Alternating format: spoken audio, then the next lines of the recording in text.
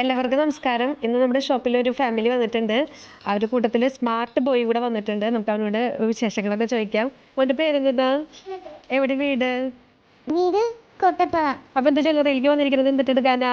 അച്ഛന് കഴിക്കാൻ എടുക്കാനും എനിക്ക് മാല എടുക്കാനും. അതെ, അപ്പൊ നോക്കിയാലോ, മാല നോക്കിയാലോ?